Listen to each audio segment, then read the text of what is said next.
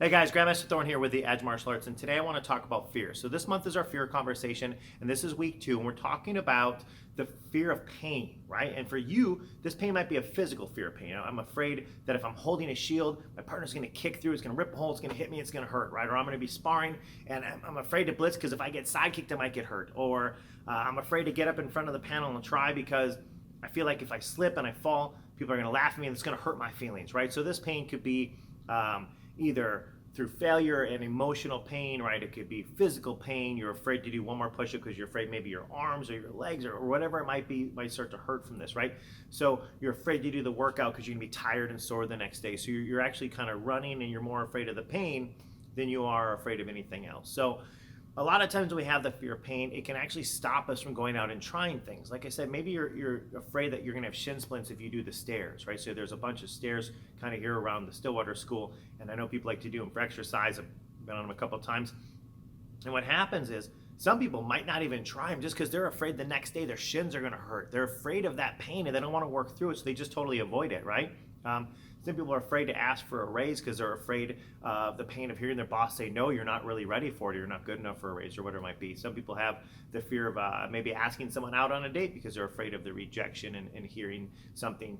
Some people are really afraid of sparring class because they're afraid they're going to get in and someone's going to punch and kick them and hurt them.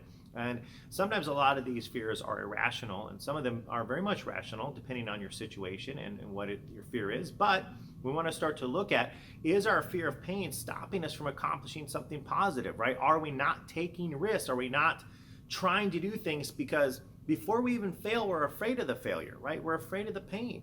So I want you to start to think about maybe in the past some things you were afraid that were going to hurt, either physically, emotionally, or otherwise, right? Or financially maybe, or things that you are now in the future afraid of due to pain. Like, I don't want to go to advanced workout class because I'm going to be so tired I puke, right? Whatever your fears, I want you to figure out what those are.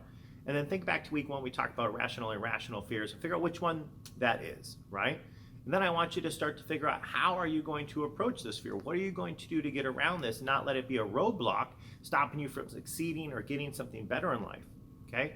So something I want you to think about and figure out what these fears are, and then kind of figure out how we deal with them, or ask one of your teachers for help. But if you have a fear of pain, and whether, like I said, it be the physical or the emotional, right, I need you to try to get around that or talk to us, because if you have that and it's limiting you from even trying or approaching something, then that's really something we want to get over. So again, the conversation this week in classes, we'll be talking about the fear of pain, and is it stopping us from doing what it is we really could accomplish, but we're just kind of afraid of the end result possible.